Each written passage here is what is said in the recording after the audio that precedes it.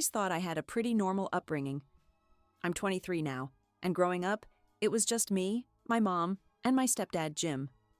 My biological dad was supposedly some guy who left when I was a baby. According to my mom, he wasn't interested in raising a child and disappeared before I turned one. That was the story I grew up with, and I never had a reason to question it. Jim came into our lives when I was around 5. He was kind, patient, and never made me feel like I wasn't his. I even took his last name when I was 12, something I begged my mom to let me do because I loved the idea of us being a real family. He wasn't perfect, but he was solid, dependable, the kind of man you felt safe around. To me, he was my dad. A few months ago, I graduated college, and my mom gave me a box of old keepsakes, baby photos, report cards, art projects, all the cute sentimental stuff she'd kept over the years. I didn't go through it right away. I left it in my closet for weeks. It wasn't until last weekend, when I was organizing my place, that I finally opened it. At the very bottom of the box, underneath some old birthday cards, was a sealed envelope with my name on it. It looked old, yellowed at the edges, slightly crumpled. On the front, in handwriting I didn't recognize, were the words, "For my name, when you're ready." I didn't know what ready meant, but of course I opened it. Inside was a letter, from a man named Daniel. He claimed to be my biological father, and according to the date on the letter, he wrote it when I was 18, 5 whole years ago.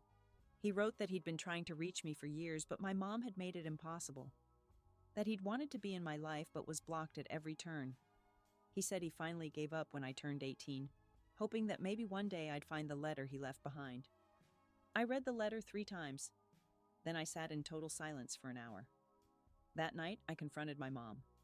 She didn't deny it, and that's when everything started to unravel. When I showed her the letter, her entire face dropped. Not surprised, just defeated. She sat down, barely looking at me, and said, "I was hoping you'd never find that." She didn't even try to lie. Didn't pretend Daniel was making it up. She just sighed, like she was the one who had been hurt. I asked her point blank if it was true, if Daniel was my real father. She nodded. Then she said something I'll never forget.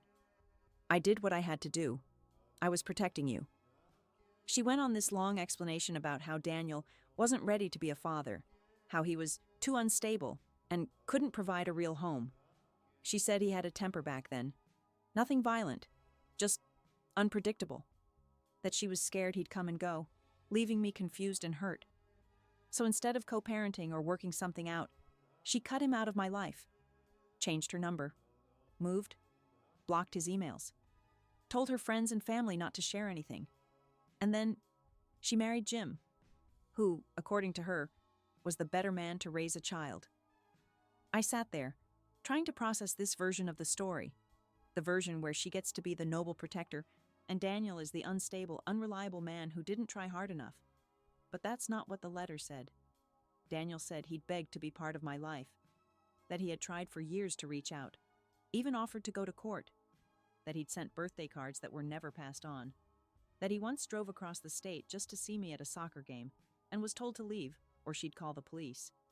He had even included a photo of us together. Me, maybe around 2 years old, sitting on his shoulders, both of us laughing. I asked my mom why I'd never seen that picture before. She went quiet for a second, then said something that made my stomach turn. Because it didn't fit the story. That's when I realized this wasn't just about protecting me. This was about control, about protecting her version of things, her reputation, her marriage, her idea of what my life should have looked like. I asked her if Jim knew, and she said yes. Apparently they agreed together to erase Daniel from the picture. Jim even adopted me legally when I was 7. But I was never told the truth. I was never given a choice. Then she hit me with this. "You have a good life. Why dig up the past and ruin that?" I couldn't even respond. I just got up and left. I went home that night and read Daniel's letter again. Every word felt heavier now. He hadn't written it in anger. He just wanted me to know that if I ever wanted to find him, he'd be waiting. That he never stopped loving me, never stopped hoping. I stayed up all night wondering, what kind of person lets someone believe their father abandoned them? when that wasn't true at all? And more than that, what kind of mother asks you to keep living the lie once you finally know the truth? Because that's exactly what she did next. And I wasn't prepared for it. The very next day, my mom showed up at my apartment. No warning, just knocked on the door like she hadn't upended my entire life the night before. I didn't even want to let her in, but I couldn't bring myself to leave her standing out in the hallway. So I opened the door, stepped aside, and let her walk in. She didn't waste time with small talk. She sat down, looked me straight in the eye, and said, "You can't tell Jim." At first, I thought she meant about the letter, but then she clarified.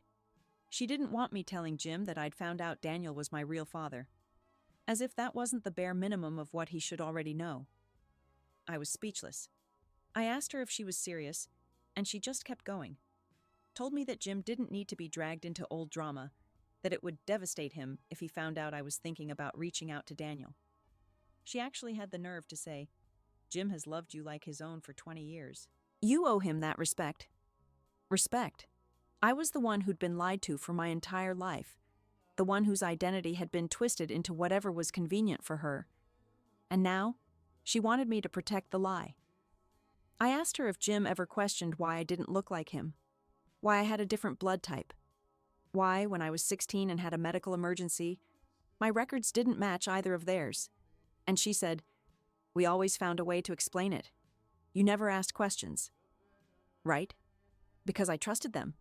She told me she had moved on from Daniel, that digging all this back up would only cause pain. For her, for Jim, for our whole family. That's when I realized what this was really about. She wasn't afraid of pain. She was afraid of exposure. Afraid that if I told the truth, it would make her look bad. That people would start asking why she lied, why she kept me from my real father, why she built a whole life on top of someone else's heartbreak. I asked her why she kept the letter at all. Why not just destroy it? And she said, "Because I always worried you'd find out another way, and I wanted you to hear it in his words." Like that somehow made it noble. She left shortly after that, told me she hoped I'd do the right thing, but I didn't even know what that meant anymore.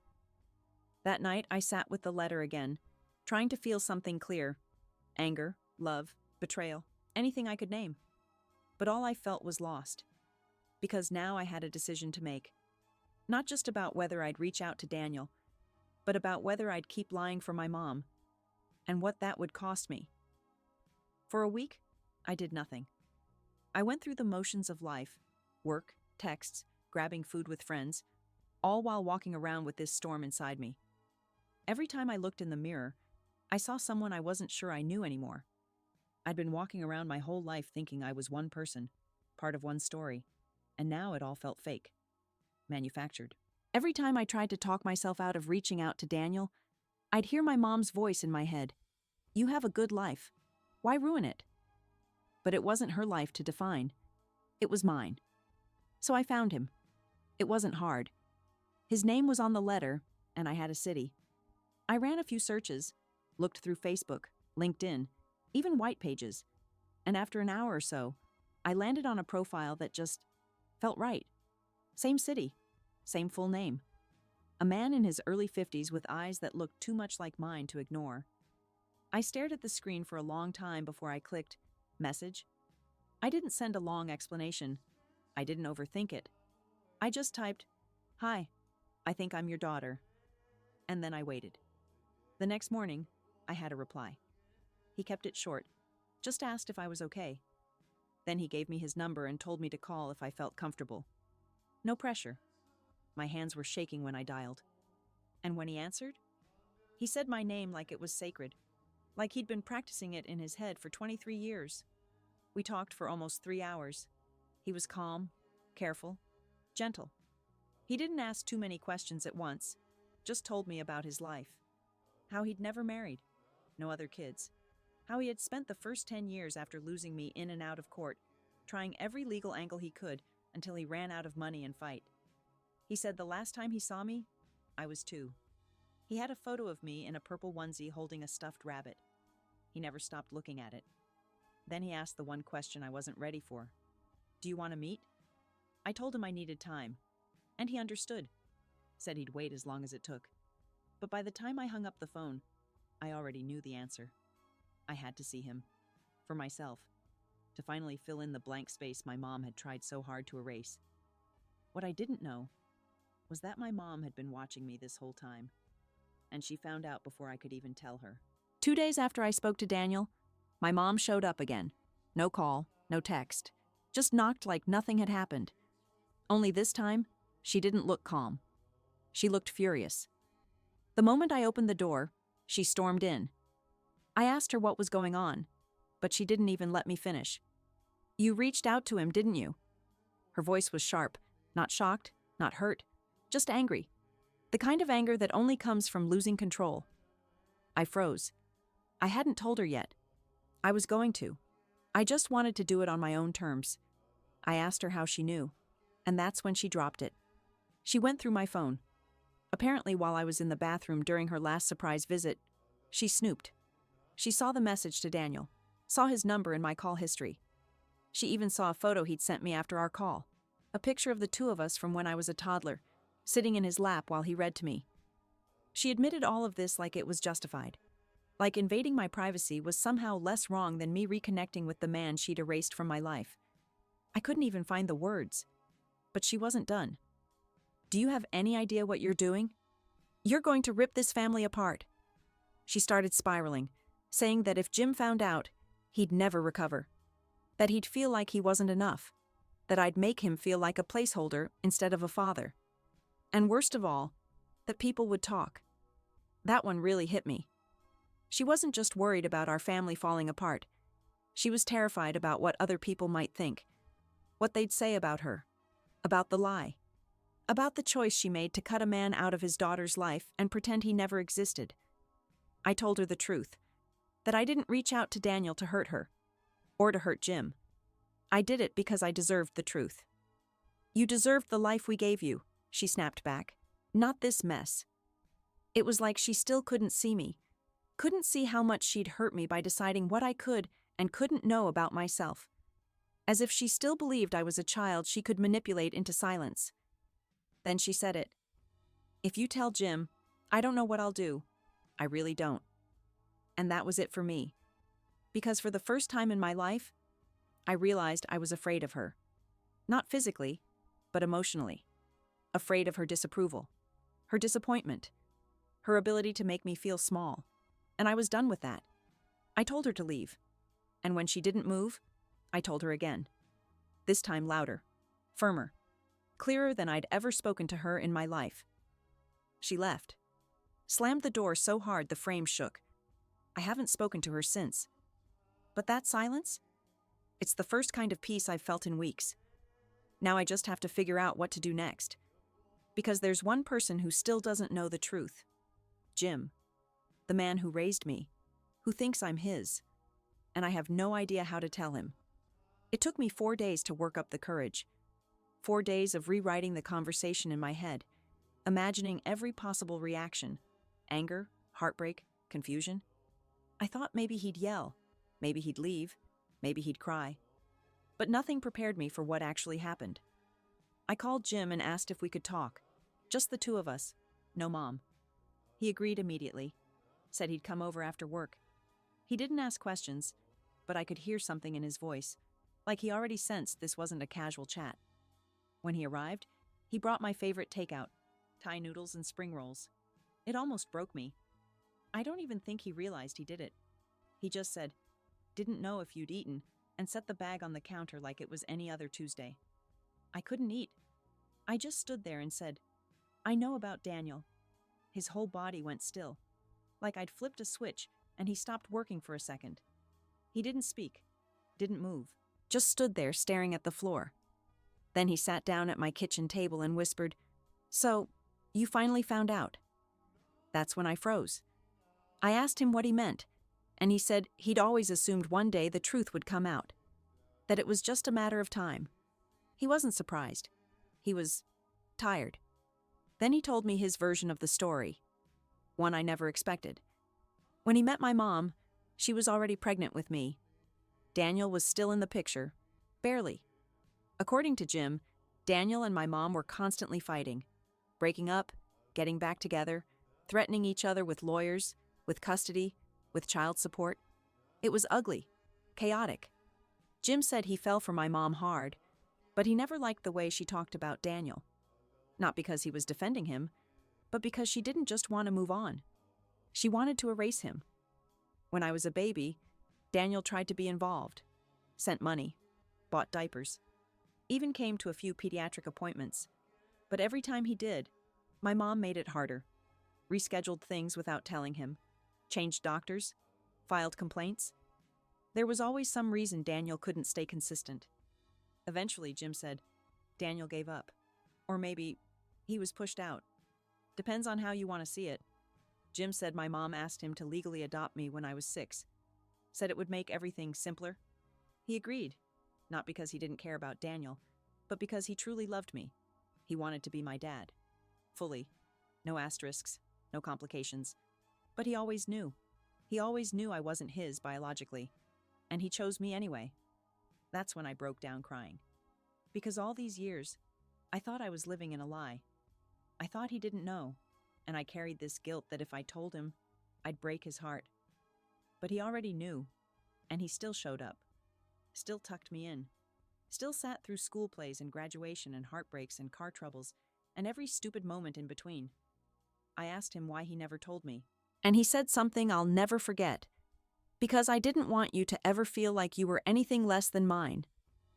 I cried harder. Then he said, You can talk to Daniel. I'm not mad. You deserve to know where you came from.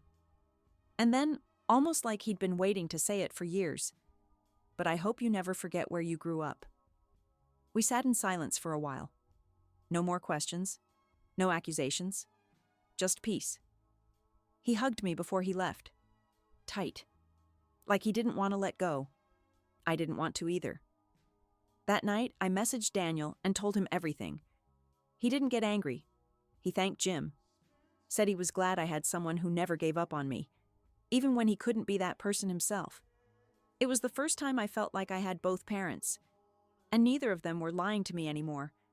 But the silence from my mom? Still loud, still looming, and I had a feeling she wasn't done yet. It had been 2 weeks since I told Jim the truth. We'd talked a few more times since then. Texts, short calls, nothing heavy. He seemed okay, maybe even relieved, like a weight he'd been carrying for 2 decades had finally been lifted. Daniel and I had also stayed in touch. We were texting almost every day now, slowly, carefully, figuring out how to get to know each other without rushing it or forcing anything. He didn't push for anything I wasn't ready for. He just kept reminding me that he was here now, and not going anywhere. And for the first time in weeks, I felt like I was starting to breathe again. Then, my mom showed up. No warning, no call. Just knocked, same as before. But this time, she wasn't angry. She looked composed, controlled, like she'd rehearsed something in the mirror before coming over. She came in when I didn't say no, which, yeah, that's on me, and stood in the middle of my living room with her arms crossed like she was giving a speech at a press conference. I think we need to reset. That's what she said. I didn't respond. I just sat there, waiting, watching. She said she'd been thinking, that maybe she hadn't handled things perfectly, like it was some mild parenting error and not a 23-year lie.